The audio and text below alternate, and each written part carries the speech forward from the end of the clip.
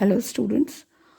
Today we learn about behavior of perfect gases and kinetic theory of gases. So, based upon the hypothesis that matter is made up of molecules and heat can be identified with the molecular motion, Maxwell and Boltzmann developed in the 19th century a theory called kinetic theory of gases. So, the assumptions of kinetic theory of gases are every gas consists of extremely small particles known as molecules, and the molecules of a given gas are all identical but are different from those of another gas.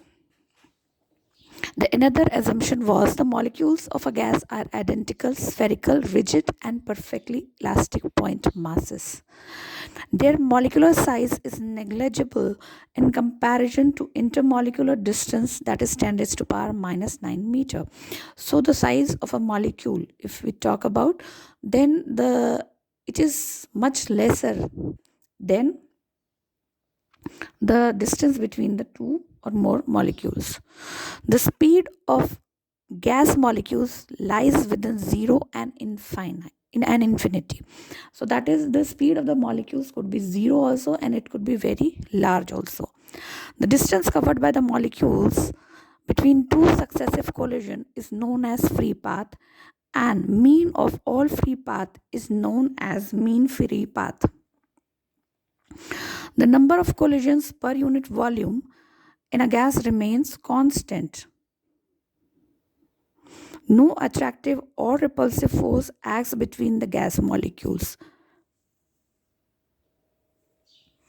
Next is the gravitational force due to extreme attraction among the molecules is ineffective due to small masses and very high speed of molecules. So these are the assumptions of kinetic theory of gases. Next are the gas laws. So, assuming permanent gases to be identical through experiments, it was established that gases, irrespective of their nature, obey the following laws. So, first law is Boyle's law. So, according to the Boyle's law, at constant temperature, the volume V of a given mass m of a gas is inversely proportional to its pressure P. That is, V is inversely proportional to P, or PV is equal to constant. So for a given gas, if it has P1 V1 as the initial pressure and volume, so it will be the product of pressure and volume will be equal to P2 V2. That suppose P2 V2 is the final pressure and volumes respectively. So P1 V1 will be equal to P2 V2. And if you plot a graph between pressure and volume of a gas, so this type of curve you will find for a gas if you plot a graph when the temperature is kept constant. Next is the Charles law. So according to this law, at constant pressure, volume V of a given mass m of a gas is directly proportional to its absolute temperature. That is, V is proportional to T. Or V upon T is constant. Now for a given gas, V1 upon T1 is equals to V2 upon T2. Next is the Avogadro's law. So this law states that equal volume of all the gases under similar conditions of temperature and pressure contain equal number of molecules. Then next is the Avogadro's hypothesis. So according to this hypothesis, the number of molecules present in 1 gram mole of a gas is defined as the Avogadro's number, and it is symbolized as Na. And the value of this Avogadro's number is 6.023 into 10 raised to power 23 per gram mole. Next is the standard or perfect gas equation. So gases which obeys all the gas laws, Charles laws, Boyle's law, Avogadro's law. So in all the conditions of pressure and temperature are called the perfect gases. And the equation of perfect gas is PV is equals to nRT, where P stands for pressure, V is for volume, T is for absolute temperature, and R is the universal gas constant, whose value is equals to 8.31 joule per mole per Kelvin. And N is the number of moles of a gas. Next, we'll learn about the real gases. So, real gases deviate slightly from the ideal gas laws because real gas molecules attract one another, and also the real gas molecules occupy a finite volume. Next is the expression for the pressure due to an ideal gas. So, consider an ideal gas containing consisting of n molecules in a cubical container of side L. This is a cubical container. Let a molecule of mass m moving with velocity v, and the components of velocity are vx, vy, vz. They collide the right planar wall of the container. So as the collision are elastic, the molecules rebounds with the same velocity. Hence, its component x is reversed, but the y and z components of the velocity remains unchanged. So we'll calculate the change in momentum of the molecule. So it is del px is equals to minus vx. It is final momentum because the molecule is rebounding, minus the initial momentum. So it is equal to negative of 2 mvx. Now the momentum which is delivered to the wall, which is perpendicular to x-axis, in one collision will be equal to 2 mvx. Now for a molecule to make next successive collision, or the second, in other words, on the same wall, means the second collision on the same wall, it has to cover a distance 2L with velocity Vx.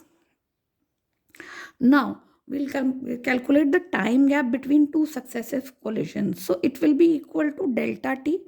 Distance is 2L and velocity in x direction is Vx. So, delta t is equals to 2L upon Vx. So, the magnitude of average force exerted by a molecule on the wall will be given by F1 is equals to delta px, change in momentum, upon change in time. So delta px we have already calculated, that is equal to mvx, and delta t is also 2l upon vx. On solving this we get mvx square upon l. Now the total force on the wall perpendicular to x-axis due to all molecules will be the sum of all the forces exerted on that wall by the different molecules. So it is F1 plus F2 plus till Fn, all the molecules. So putting the value of different forces as F is equals to m upon L, from this only we are generalizing the force. So m upon L within the bracket Vx1 square plus Vx2 square and so on till Vxn square. Now total pressure on the wall will be P is equals to F upon A. A is length into length, means it is a cuboid. So area of a surface of a cuboid is L square. So F upon A, F upon A. So ml cube Vx1 square plus Vx2 square and so on till Vxn square. Here Vx1, Vx2, Vx3, these all are the x components of the velocity for particles 1, 2 and 3 and so on. But the average value of the velocity of the molecules along x-axis is given by Vx square is equals to Vx1 square, Vx2 square, Vx3 square, and till Vxn square whole upon n. Or we can write Vx1 square plus Vx2 square till adding till Vxn square is equals to n into Vx square. Here it is written. So the pressure will be Nm Vx square upon L cube, or instead of L cube we can write volume V here. So Nm Vx square upon V. As the gas is isotropic in nature and there is no preferred direction for the molecules, the average values Vx square, Vy square and Vz square will be equal. So here average value of Vx square is equals to Vy square is equals to average value of Vz square is equals to 1 by 3 within the bracket Vx square plus Vy square plus Vz square.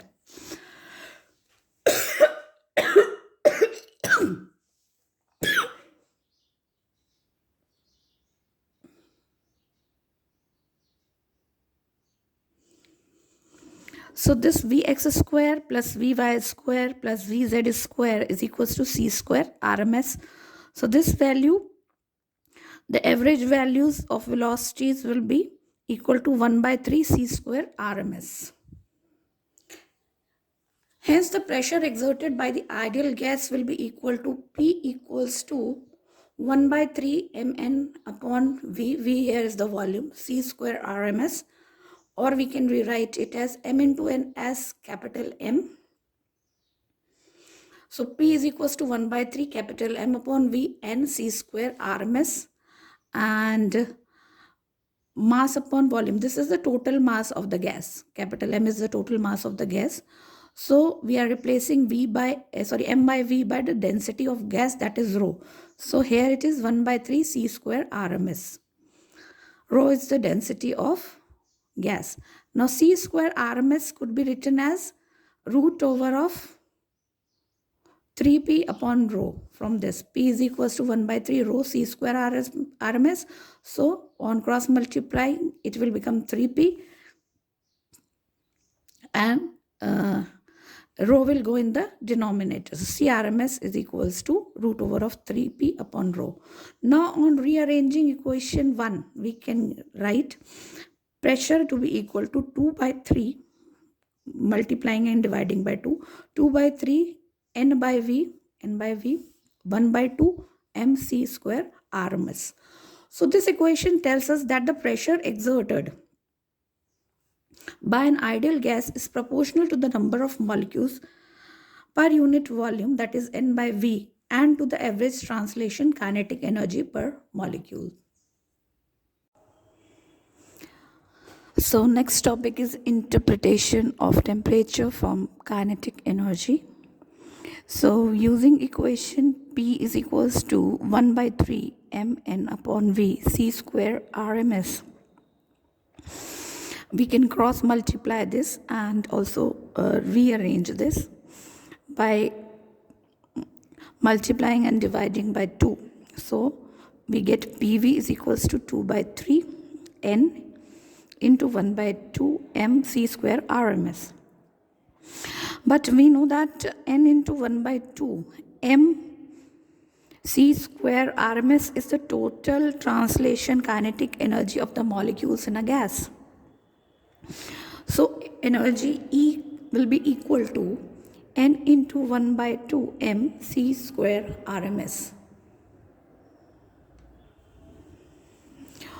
So the equation 2 becomes PV is equals to 2 by 3E, and from ideal gas law, PV is equals to KB and T.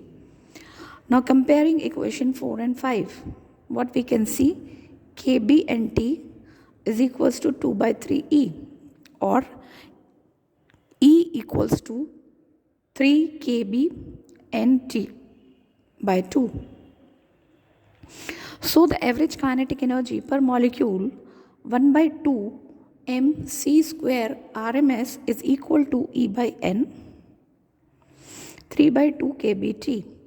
So this shows that C RMS is directly proportional to T, and it is evident from this equation 6 that the average kinetic energy is proportional to the absolute temperature of the gas, and also it is independent of pressure and volume and the nature of the ideal gas. Next topic is absolute zero temperature. If T is equals to 0, then from equation 1 by 2 mc square RMS, that is equal to 3 by 2 kBT, C RMS will be equal to 0. This means molecular motion ceases at absolute zero. Hence, absolute zero is that temperature at which the root mean square velocity of the molecule reduces to zero. Now for a mixture of non-reactive ideal gases, we can write PV is equals to 1 by 3 N1 M1 V1 square plus N2 M2 V2 square and so on. So in the condition of equilibrium, the average kinetic energy per molecule of different gases will be equal to 1 by 2 M1 V1 square will be equal to 1 by 2 M2 V2 square will be equal to, for all the molecules we can write it is equal to 3 by 2 kBT.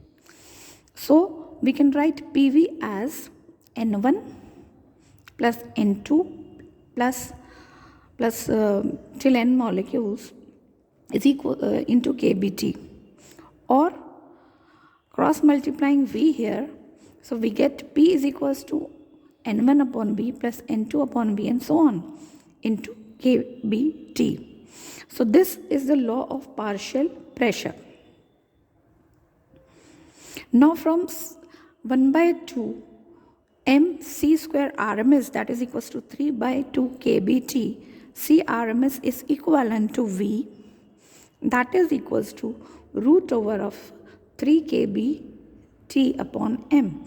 And when we put the values of Boltzmann constant kBT, then absolute temperature and mass, we get the value to be 475 meter per second. It is also clear that at same temperature, lighter molecules will have larger RMS speed. Next is degree of freedom of a system. So the degree of freedom of a dynamic system is the number of directions in which it can move freely, or number of coordinates required to describe completely the position and configuration of the system. It is denoted by N. And the degree of freedom for a monoatomic gas is 3. For a diatomic gases like oxygen, nitrogen, hydrogen and carbon monoxide, it is 5. For non-linear triatomic gases, just like SO2 and H2O, it is 6. And for linear triatomic gas, just like CO2 or HCN, it is 7. Next is the equipartition of energy.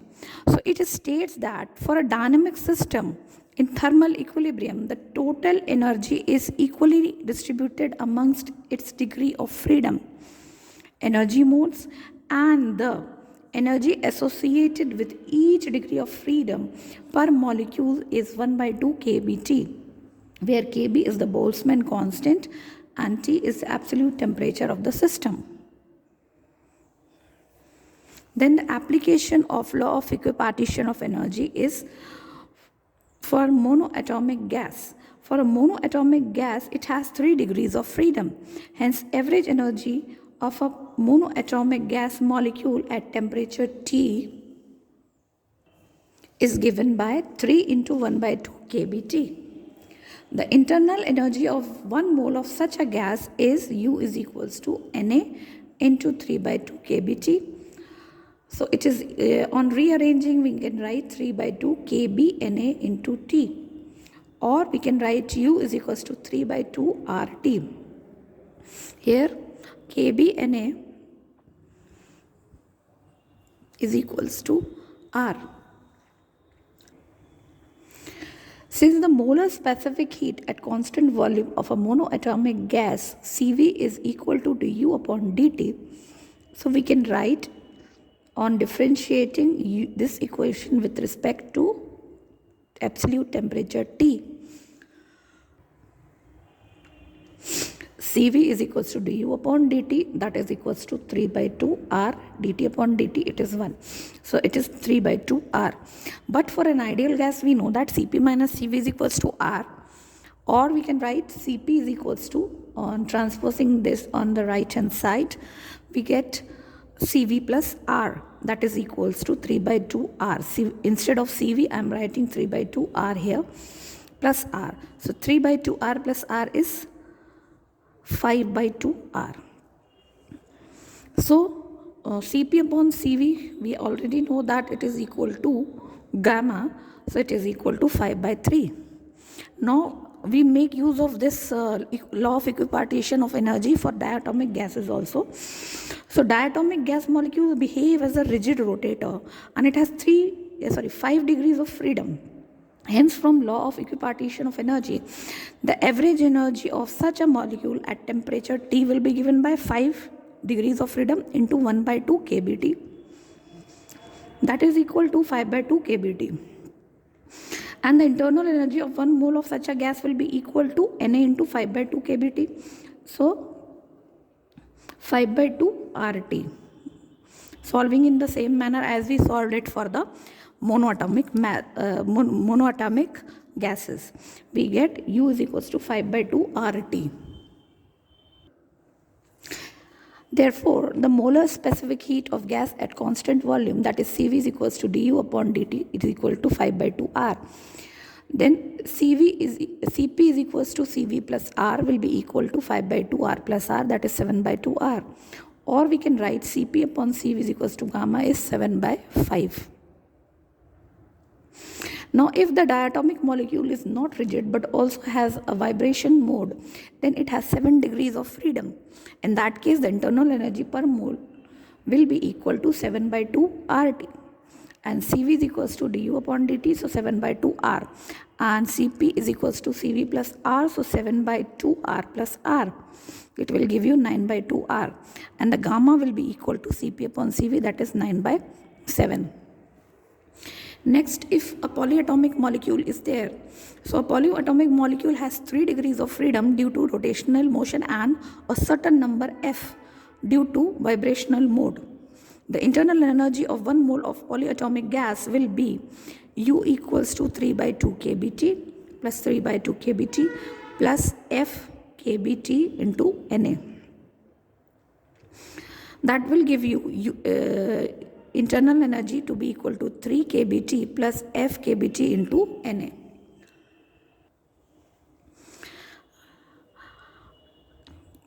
Then U will be equal to 3 RT plus FRT, and we are replacing Kb into Na by R. Kb into Na by R. Also, Cv is equals to du upon dt will give you 3R plus Fr, that is equals to 3 plus F into R. Then we know Cp is equals to Cv plus R will give you 4F plus R. Next, we have Avogadro's number. So we know that mole is defined as the number of atoms in a 12-gram sample of carbon-12, or number of particles present in 1 mole.